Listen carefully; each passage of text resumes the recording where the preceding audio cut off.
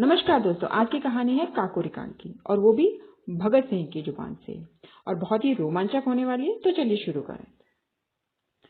9 अगस्त 1925 को हुई काकोरी कांड घटना के ऊपर शहीद आजम भगत सिंह ने काफी विस्तार से लिखा है। उन दिनों छपने वाली पंजाबी पत्रिका कीर्ति में भगत सिंह ने एक सीरीज शुरू की थी जिसमें वो काकोरी कांड के हीरो का परिचय पंजाबी भाषा में लोगों से करवाते थे। अंग्रेजी हुकूमत के खिलाफ लड़ी गई आजादी की लड़ाई कई वर्षों तक चली।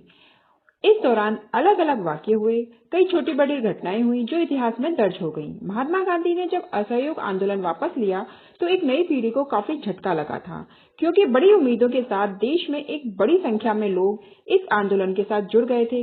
इसी के साथ एक नई घटना की नींव पड़ गई थी। इसे इतिहास में काकोरी कांड के नाम से जाना जाता है।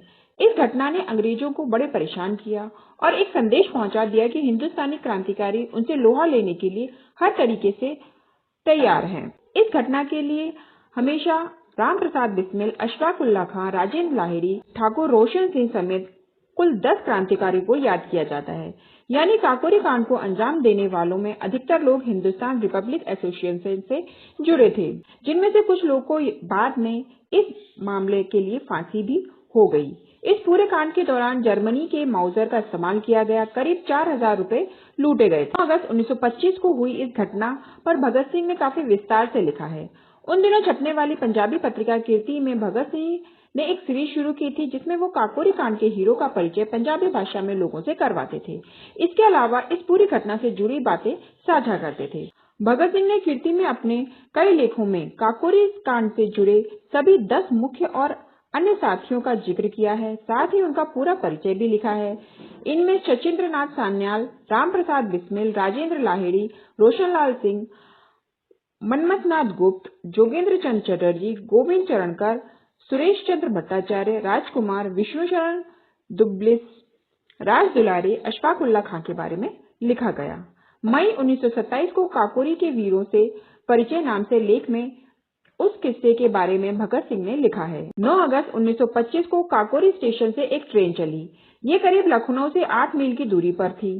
ट्रेन चलने के कुछ ही देर बाद उसमें बैठे 3 नौजवानों ने गाड़ी रोक दी। उनके भी अन्य साथियों ने गाड़ी में मौजूद सरकारी खजाने को लूट लिया।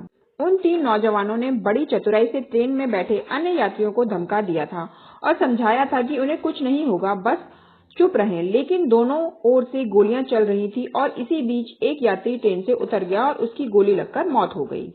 इसके बाद अंग्रेजों ने इस घटना की जांच बैठा दी, जिसमें सीआईडी के अफसर हार्टन को लगा दिया गया। उसे मालूम था कि ये सब क्रांतिकारी जत्थे का किया धरा है।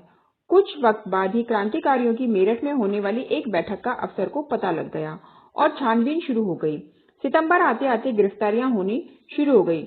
राजेंद्र लाहिड़ी को बम कांड में 10 साल की सजा हुई। अशफाक उल्लाह, सचेंद्र बख्शी भी बाद में पकड़े गए। काकोरी कांड, मुकदमा और फांसी।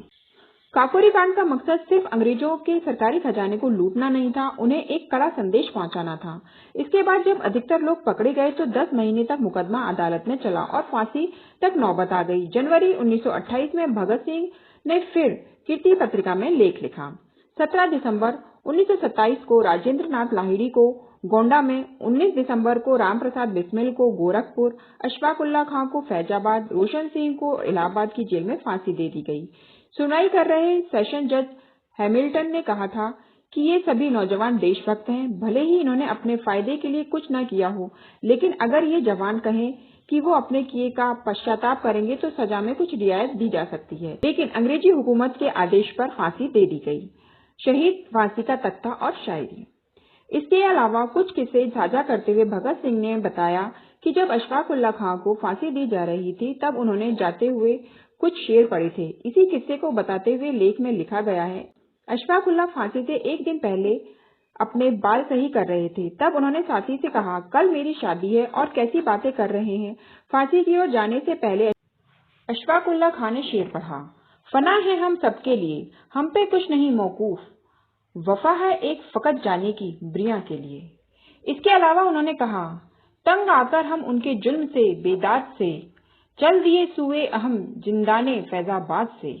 अशफाक उल्लाह खां से इतर सब जब राम प्रसाद बिस्मिल को 19 की शाम को फांसी दी गई तब बड़े जोर से वंदे मातरम और भारत माता की जय के नारे लगाने लगे। उसी वक्त राम प्रसाद बिस्मिल ने कहा, मालिक तेरी रजा रहे और तू ही तू रहे, बाकी मैं रहूं न मेरी आरज़ू रहे, जब तक कि तन में जान रगों में लहू रहे, तेरी ही जिक्रे यार तेरी ही जुस्तजू रहे।